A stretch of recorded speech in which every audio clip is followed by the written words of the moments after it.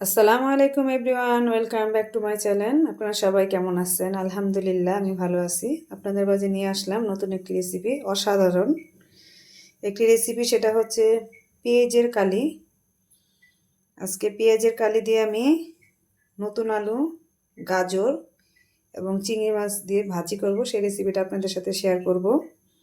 এর জন্য আমি পেঁয়াজের কালিকে এইভাবে কুচি করে কেটে নিছি, আর হচ্ছে আলুগুলো এইভাবে নিয়েছি কেটে কুচি কুচি করে। গাজর নিয়ে নিয়েছি, কাঁচামরিচ পরিমাণ মতো যে যেমন ঝাল খান, আর নিয়ে নিয়েছি পেঁয়াজ, রসুনের পরিমাণ একটু বেশি দিতে হবে, আর পেঁয়াজের পরিমাণটা একটু কম দিতে হবে, যেহেতু এটা পেঁয়াজের কালি ভাজি। এখানে আলাদা করে পেঁয়াজ অল্প করে দিতে হবে। আর নিয়ে নিয়েছি আমি কুচো চিংড়ি, বেশ কিছু কুচো চিংড়ি আমি কেটে বেছে ধুয়ে নিয়েছি।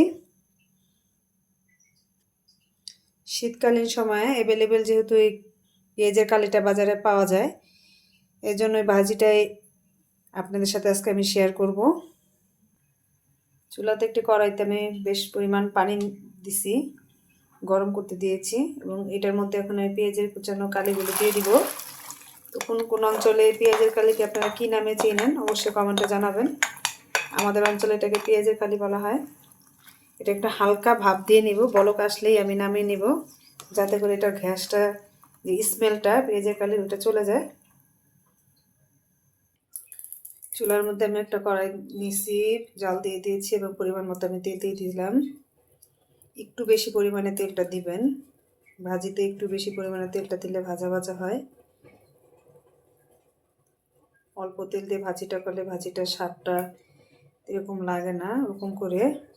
তো এখন আমি দিয়ে দিব পেঁয়াজ কুচিগুলো আর রসুন কুচিগুলো দিয়ে দিব। অবশ্যই এখানে আপনারা বেশি পরিমাণে একটু রসুন কুচি দেবেন পেঁয়াজের থেকে। এটাকে আমি একটু ভালো করে ভেজে নেব।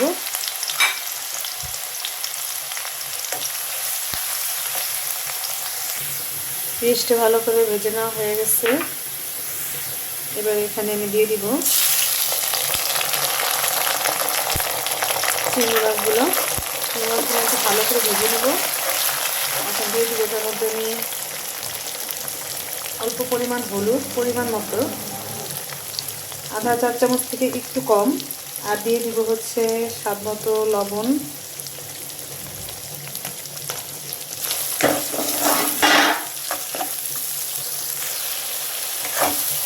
চিংড়ি মাছগুলো আমি হালকা করে একটু ভেজে নিচ্ছি। এখন এখানে দিয়ে দিব আমি কুচি করা মরিচগুলো দিয়ে দিব।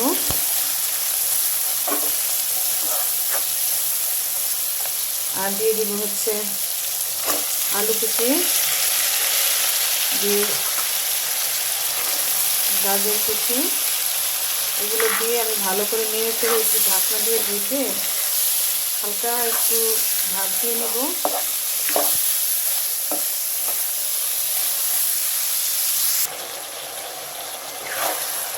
গাজরের আলুটা একটু ভাপ দিয়ে নিচ্ছি। এরপর এখানে দিয়ে দিব সিদ্ধ করে রেখেছিলাম পেঁয়াজের কালিগুলো, ওগুলো দিয়ে দিচ্ছি। দিয়ে এখন আমি একটু ভালো করে নেড়ে চেড়ে দিব। নেড়ে চেড়ে আমি একটু ঢেকে রাখবো কিছুক্ষণ।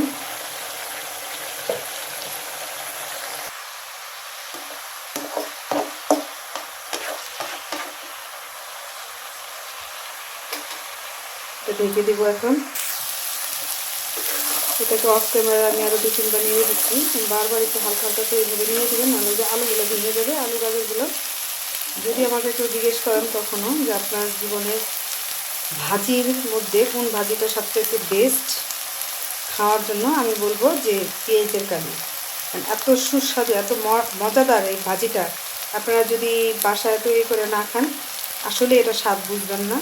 আমার একটা বিশেষ অনুরোধ হলো, আপনারা পেঁয়াজের কালিটা ঠিক এভাবেই ভাজি করে বাসায় খাবেন, দেখবেন যে এত মজা তার ভাজি আরেকটাও হয় না। এই যে প্রায় ভাজিটা থেকে তেলটা ছেড়ে ছেড়ে দিয়েছে। এরপর যে আমি দিয়ে দিব ধনিয়া পাতা কুচি।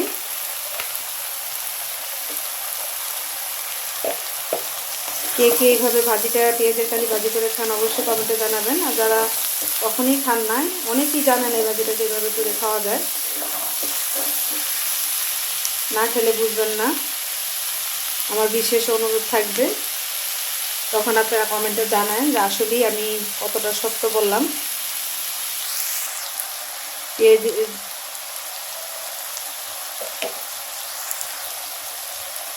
এই সিজনে আমার বাসায় মেহমান আসলে আমি ভাজিটা মাস্ট করে তাদের খাওয়াই।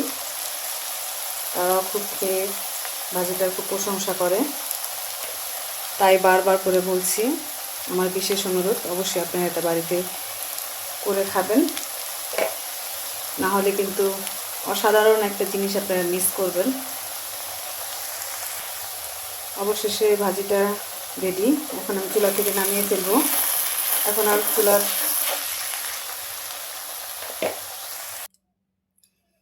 অবশেষে আমার পেঁয়াজের কালি ভাজিটা করা কমপ্লিট। তো এতক্ষণ যারা ধৈর্য ধরে আমার এই পেঁয়াজের কালি ভাজির রেসিপিটা দেখেছেন তাদেরকে অসংখ্য ধন্যবাদ। এরকম সহজ সহজ রেসিপি পেতে আমার চ্যানেলটাকে সাবস্ক্রাইব করে রাখুন। আর ভাজিটা অতি অসাধারণ, আমি বারবার বলছি আপনারা অবশ্যই ভাজিটা আপনারা করে বাড়িতে খাবেন। তো ভালো লাগলে একটি লাইক দিয়ে দিন। আজকের মতো এখানেই বিদায় নিলাম, অন্য আরেকদিন নতুন কোনো রেসিপি নিয়ে আপনাদের মাঝে হাজির হব ইনশাল্লাহ। তো আমার জন্য দোয়া করবেন, আমার পাশেই থাকবেন। আল্লাহ হাফেজ।